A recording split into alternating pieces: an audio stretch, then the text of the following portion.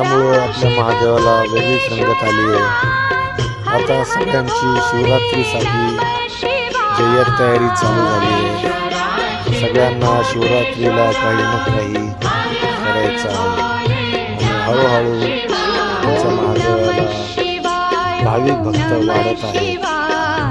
आता त्यांची संख्या हजारावर गेली आहे. ती अशीच पुढे जाणार आहे.